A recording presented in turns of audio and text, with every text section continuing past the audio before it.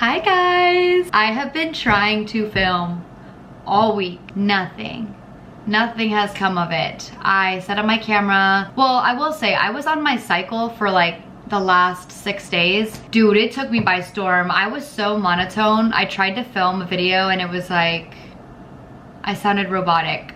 So I was like, let me just wait. Let me wait for the right time. My energy is back. I feel like I'm back in my body again. So today we're gonna talk about healing habits. Honestly, these kind of topics are my favorite to talk about, just in general. And I feel like this channel will end up kind of segueing to more of like encouraging videos, encouraging vloggy style. I still love my like what's in my bag, February favorites. Like I have those planned too, but I don't know. I just feel like this has been put on my heart recently and it's just been, you know when you have like something that you just want to say, like you feel like you're gonna burst out and say it, like that's just what this has felt like to me. So we're just gonna do it and we're just gonna talk about these kind of things because I feel like you may already do some of them. Maybe some of them you would consider doing, or it's just fun to listen and to hear about it. Today's video is on healing habits. I did write it all out. So if you see me looking over here, I'm referencing my list because this is not gonna be a stream of consciousness thought chain video. Last week's video was more in that format, but I feel like these are a lot more like you can actually understand what I'm saying when I write it out. When I'm just going off rip, it's just like you don't know what's gonna happen. You don't know where the video is going, so I'm organizing it. We have 3 different categories for today's video. We've got body, mind, and soul / spirit. The habits that I've implemented kind of all intertwine with one another. Like if I'm doing something for my body, it does end up helping your mind and your spirit, but this might be a little bit easier to follow. Starting off with body, one of the habits that I've implemented recently is no alcohol. I know, kind of crazy, kind of weird. Let's see what day I'm on. I have a sober app. Oh my gosh, I reached 2 months. Okay, did I really?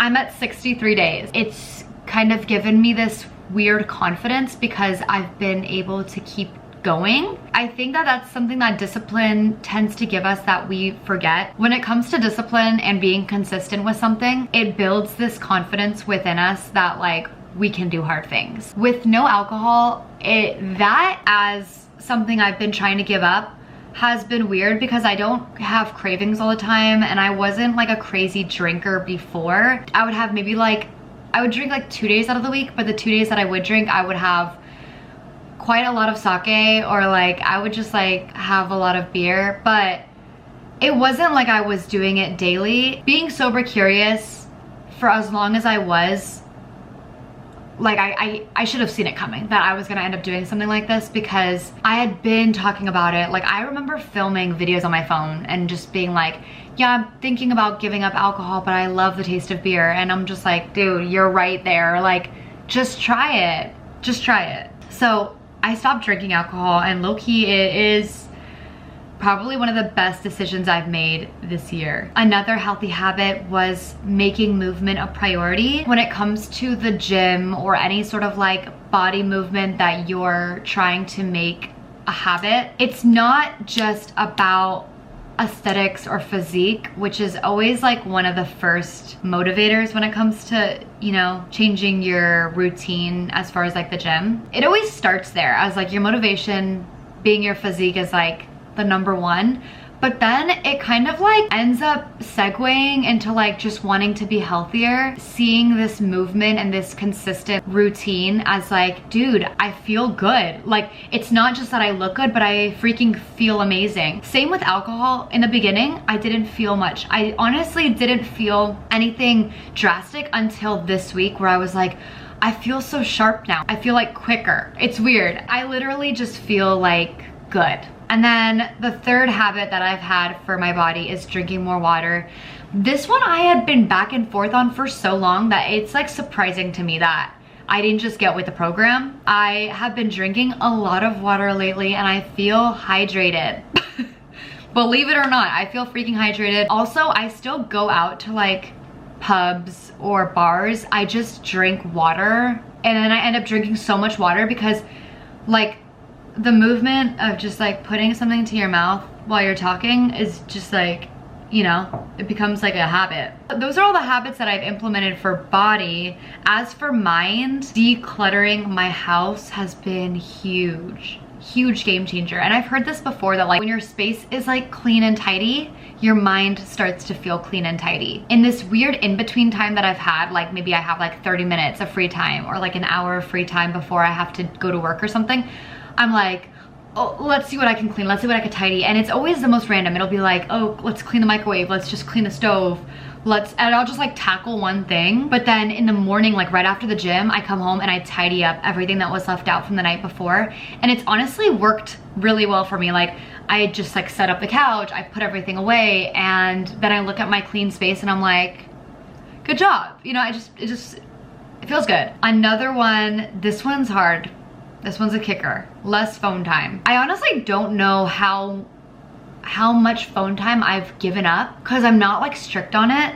A lot of these things that I've been doing, I haven't been like really strict on it. I've kind of just been like, dude, this is important. You know, you better get to it. But I'm not gonna be like up your ass about it.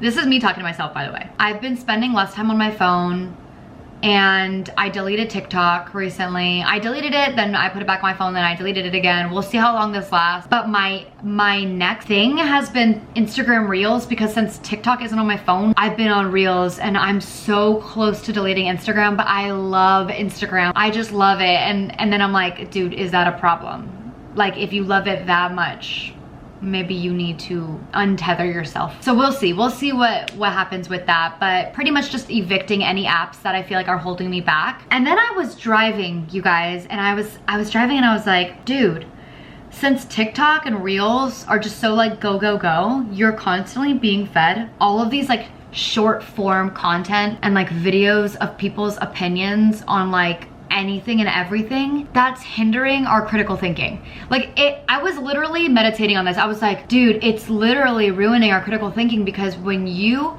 have time to process something by yourself first, you can actually look at all the different factors and think about the outcome or the opinion that you feel like resonates with you or that you want to side with. But when you hear about something, and it could be something as dumb as like celebrity gossip, you go straight to TikTok, people are just telling you, this person sucks, this person's amazing, and then you see people like building up a pedestal under the celebrity and just tearing them down immediately, and then the next week they're like building it back up again. Everyone is piggybacking off of somebody else's thoughts in a way where like they're not exercising critical thinking at all. Dude, when I had that moment of realization, I was like, oh my gosh, like I have to delete it all. I have to delete it. It was like an urgency. Like I already, when you're on your phone a lot, like your attention span is dwindling. You're constantly overstimulated. So like you just want the next thing. Our focus is just being like dismantled completely, and I'm trying to work on like understimulating myself, because I've been overstimulated for so long. Being on my phone while watching TV, being on my phone like in the car, like it's just so bad that like for the well-being of my mind, I can't stand for it anymore. Like I cannot have that apathy of like whatever. So less phone time. I've also been trying to, while I take away that phone time of like doom scrolling, I will put on a podcast or a YouTube video. And I talked a little bit about this in my last video, but like putting on a video that's educational or encouraging in some way. And there's so many YouTubers that I've found that I feel like are so encouraging, give you this sort of empowerment, like you can do it, dude, like you got this. And that's kind of what I play in the background. It's like my own little TED talk. I feel like also just being very, very picky with what enters my space and my mind, specifically music lately. That's kind of a hard one, because like at the gym, I really want, you know, something bumping. But sometimes, dude, the lyrics are like, yo, what did you just say? So I've been like turning it off. I'll just like turn it off or switch it. I've even muted artists from my Spotify so that their songs don't come up, because I just feel like some sort of weird energy, and I've been very in tune with that recently. Like I've been turning that up and turning this down, because sometimes when you feel like something is put on your heart, it's like there for a reason. You should listen to it.